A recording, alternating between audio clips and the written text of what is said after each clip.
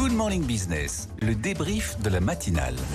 Le débrief de la matinale de BFM Business et de RMC Découverte avec ce matin Christian Parizeau, économiste et conseiller économique chez Aurel BCG, Carole Juge-Léoéline, présidente et fondatrice de June, Christopher Dembick, conseiller en stratégie d'investissement chez Pictet AM et Jean-Baptiste Huet, journaliste de BFM Business, spécialiste des questions spatiales.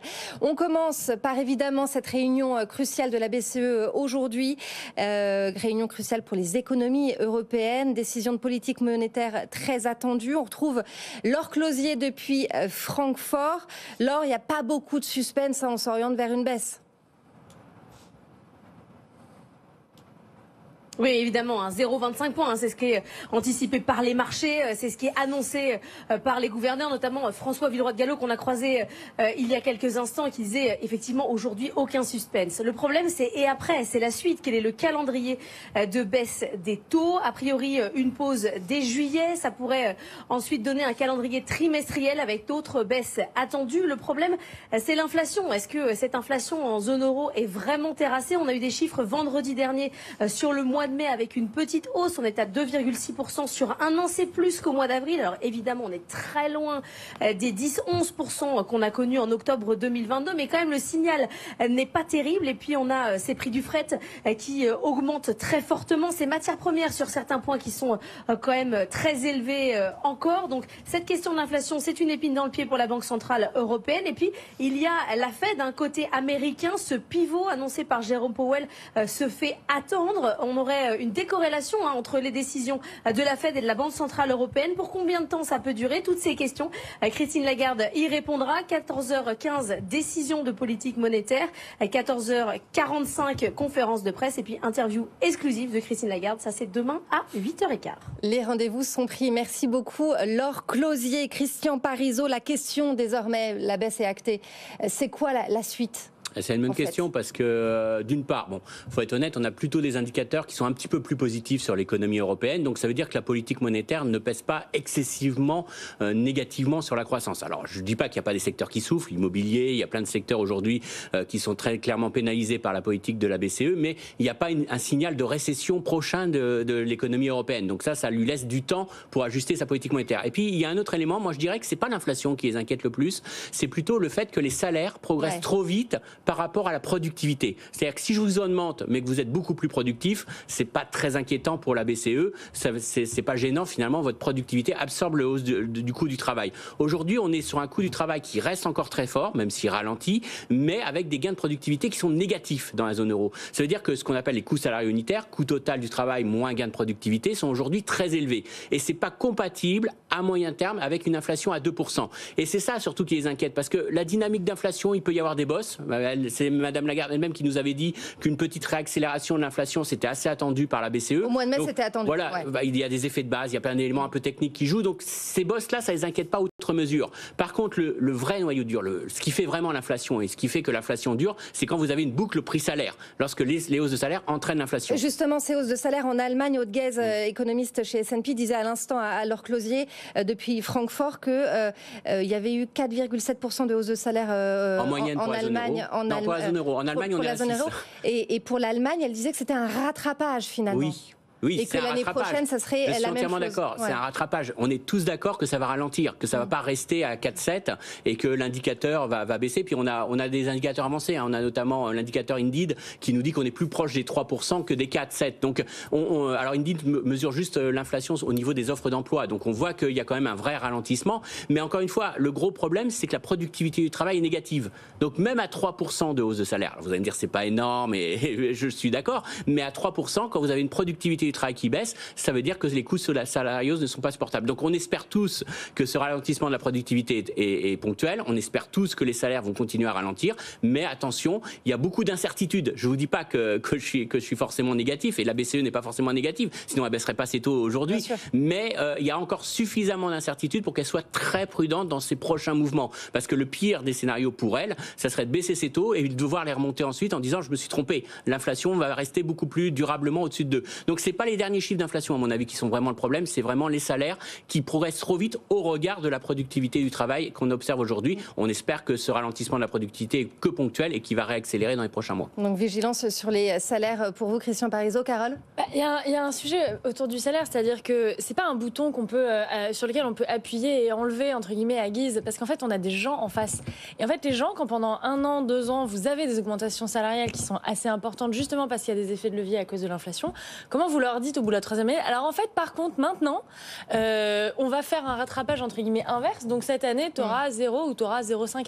Le problème il est là, c'est-à-dire qu'on est quand même dans un climat social qui est vraiment pas simple, et donc si derrière on sort de cette phase-là qui a quand même été difficile en allant chercher justement un niveau acceptable entre guillemets d'augmentation salariale, on risque d'autres problèmes. Il y a, à mon sens, plus sur la partie vraiment bien-être social ou je sais pas comment on dit en français, unrest, mais les gens ne seront pas contents. Et de toute façon, on le voit bien. Alors la France, en plus, on est champion de ça, mais toutes les semaines, il y a un nouveau syndicat qui demande des trucs pour les JO. Vraiment, c'est les JO aussi qui catalysent aussi pas mal. Les JO catalysent un énorme truc, mais en fait, comment ça se passe après ? Qu'est-ce qui se passe dans 1 an quand on va dire aux gens, en fait, les JO, c'était derrière.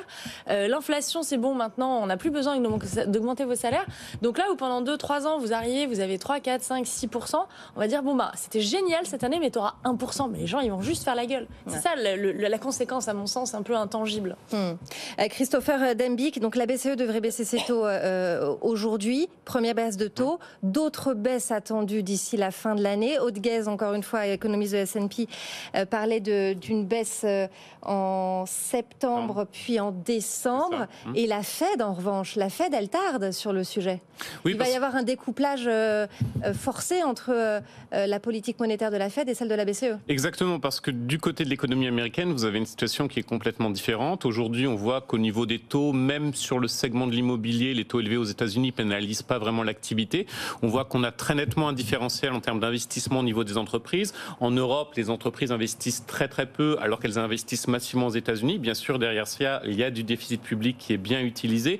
Et Christian l'avait rappelé, la question des hausses de salaire, elle est bien sûr très importante aux États-Unis, mais elle est en grande partie absorbée par la productivité, ce qui n'est effectivement pas le cas en zone euro. Donc tout ça fait que le constat macroéconomique est complètement différent entre les deux banques centrales, et on ne comprendrait pas aujourd'hui pourquoi la Fed se précipiterait pour également baisser ses taux. En revanche, c'est un problème pour la BCE. On sait bien, Christine Lagarde, et certainement elle va le rappeler aujourd'hui, elle va rappeler qu'elle n'est pas Fed dependent, mais la réalité, c'est qu'à un certain stade, elle l'est. Juste rappel, la semaine dernière, vous avez un membre du Conseil des gouverneurs, le chef de la Banque centrale autrichienne, alors c'est plutôt un faucon, qui rappelait, oui, je suis en faveur de cette baisse des taux au mois de juin. En revanche, on va être très prudent pour les prochains mois, parce que justement, le découplage avec les États-Unis, ça nous pose un problème au niveau du taux de change, et c'est évidemment l'inflation importée. C'est l'inflation importée. Exactement, qui va revenir sur la table, et je pense que Lagarde sera interrogée probablement sur ce sujet. Christian Parizeau, c'est un vrai danger, l'inflation importée ? Alors oui, ça rentre dans leur modèle, parce que alors via naturellement l'euro, l'impact, c'est pas de dire qu'on suit les États-Unis, on n'est pas le 13e district américain, comme l'a rappelé un des membres de la BCE, mais aujourd'hui leur gros problème, c'est clair que si d'un seul coup on avait l'euro qui dévissait, ça augmenterait énormément les prix de l'énergie et ça relancerait un vrai problème d'inflation importée. Donc ils sont très prudents. Maintenant, faut quand même relativiser. Si la Fed baisse ses taux au mois de septembre, franchement, on a un petit décalage de 3 mois. Vous croyez que ça va faire vraiment chuter l'euro? Donc tout dépendra naturellement de ce que fera vraiment la Banque centrale américaine, mais pour l'instant, on n'est pas véritablement sur une divergence de politique monétaire. Si à 3 mois près, je ne pense pas qu'on soit sur une divergence. La vraie question, c'est si les États-Unis venaient à vraiment réaccélérer et que derrière l'économie européenne venait vraiment à se dégrader, là, il y aurait un problème de communication. Mais là, ce qu'on constate aujourd'hui, c'est plutôt une économie américaine qui ralentit, une économie européenne qui va relativement un petit peu mieux par rapport aux mois précédents. Donc là, on n'est pas dans une divergence économique qui justifierait vraiment une divergence de politique monétaire. Mais c'est à surveiller. C'est clairement à surveiller. Ça fait partie des éléments que prendra en compte la BCE et naturellement qui jouera sur éventuellement leur choix dans les prochains mois. Pour les prochaines décisions, Christopher. Oui, et c'est vraiment cet aspect-là. Ça va être à quel niveau on a un décalage entre la BCE et la Fed. Alors du côté de la Fed, c'est vrai qu'on a un peu tous les scénarios qui se mettent en place. Moi, je commence même si c'est pas mon scénario central, à considérer que finalement, on pourrait ne pas avoir de baisse de taux du côté de la Fed. Pourquoi ? Aujourd'hui, vous avez une inflation de l'année. Je vais vous expliquer. Vous avez une inflation aux États-Unis qui est à 3,4% sur les prix à la consommation.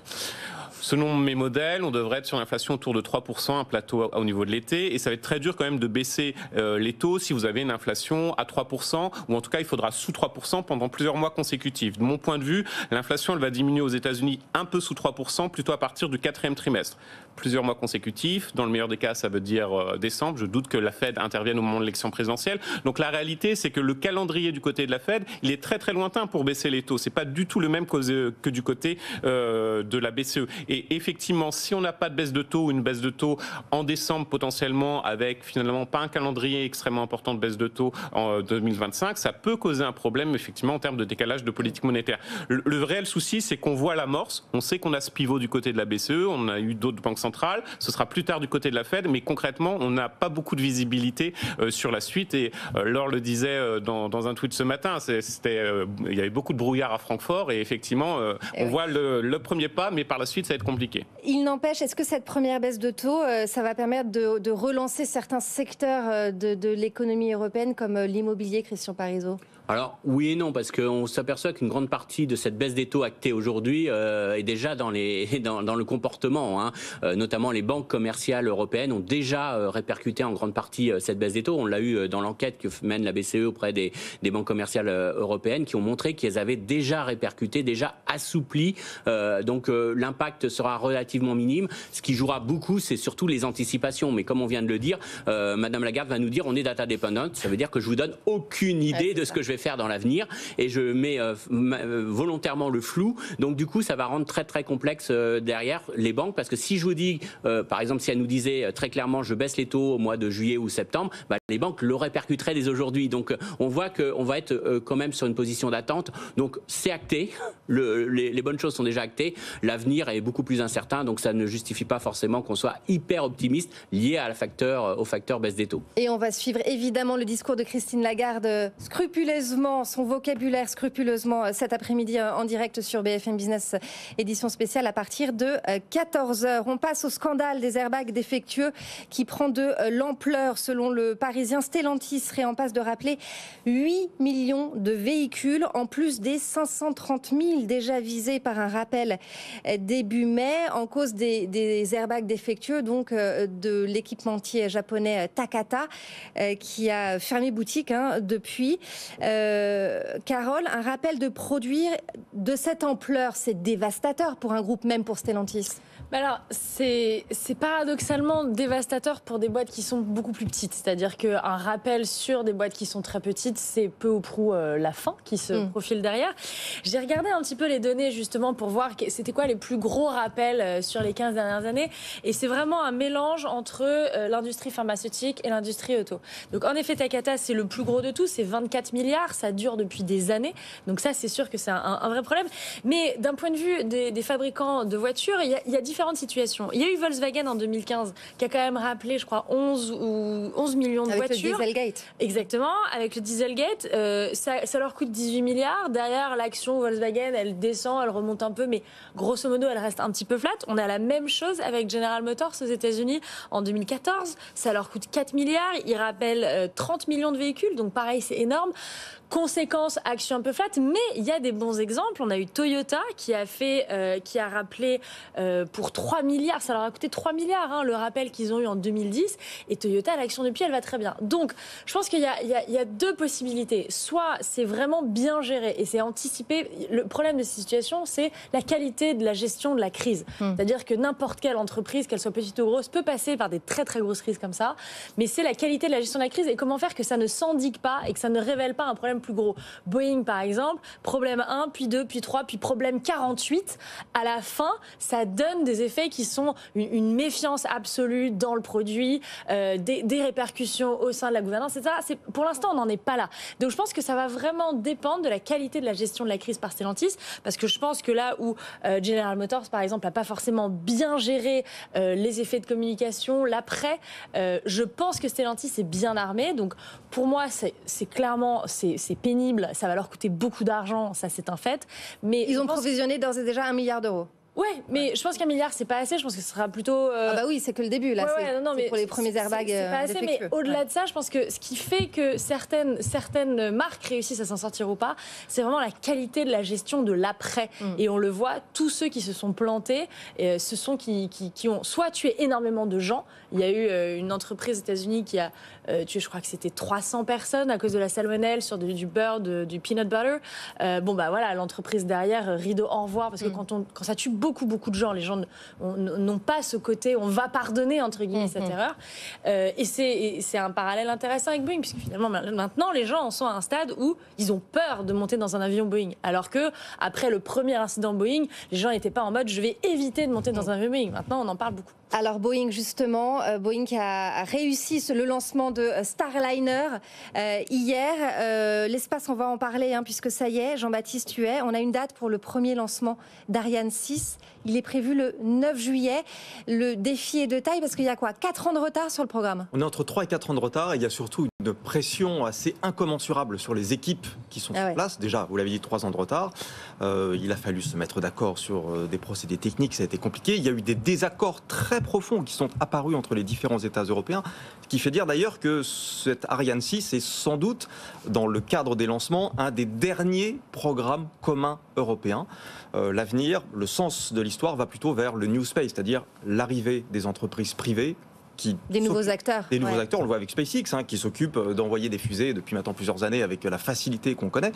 Donc voilà, Ariane 6, grosse pression parce qu'il y a derrière un carnet de commandes. Alors Ariane 6, c'est un lanceur polyvalent qui va être capable d'envoyer à la fois des satellites basse altitude, en orbite basse, c'est-à-dire pour des constellations comme celle d'Amazon, par exemple, de Kuiper, mais en même temps envoyer des satellites en orbite haute à plus de 36 000 km pour ce qui sont des gros satellites de télécommunications. Donc le lanceur est polyvalent, s'adresse à tous les types de marchés. Maintenant, le carnet de commandes, il est rempli, notamment il y a 18 commandes qui ont été passées par Amazon pour sa constellation Kuiper, et donc la pression est maximale. Si jamais il se plante pour ce premier lancement, en termes d'image, c'est évidemment absolument une catastrophe, et puis en termes industriels, c'est très compliqué, les clients vont fuir. Et puis, il va falloir que Ariane Group, qui est la maison mère donc d'Ariane Espace, en termes de cadence industrielle, puisse monter. Aujourd'hui, autrefois, on fabriquait les fusées à l'ancienne, c'est-à-dire qu'on empilait comme des cubes. Aujourd'hui, tout a été revu, il y a du nouveau matériel. Elles sont fabriquées notamment avec de l'impression 3D, ça va beaucoup plus vite.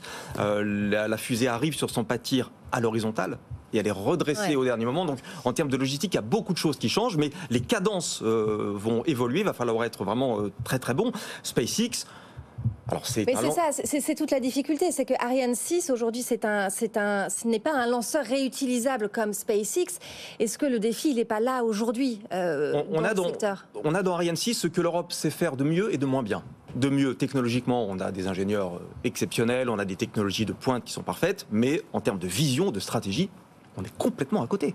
Effectivement, on arrive beaucoup trop tard. Il aurait fallu dans l'idéal que Ariane 6 puisse être réutilisable dès le départ. Là, on va perdre du temps. Et c'est pour ça que je vous disais que c'est sans doute un des derniers grands, un des derniers grands programmes européens, puisque on va voir arriver, et on voit déjà arriver, toutes ces petites entreprises qui sont elles aussi capables d'envoyer des fusées. Absolument. Alors certes, beaucoup plus petites, mais voilà, et à Kourou d'ailleurs, il y a des espaces qui sont dorénavant réservés, donc Centre Spatial Guyanais.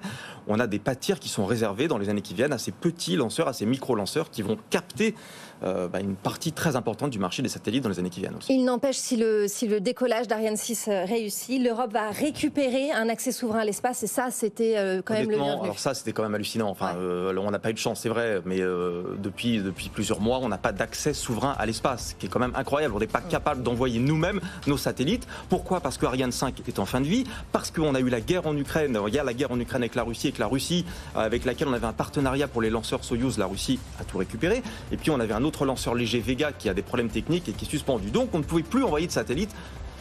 A priori, si tout va bien, ça devrait repartir à partir du 9 juillet. Maintenant, il va falloir turbiner. Il va falloir délivrer. Et on en parlera demain avec le directeur général du CNES. Il sera sur ce plateau à 7h45. Merci beaucoup à tous d'avoir participé à ce débrief de la matinale.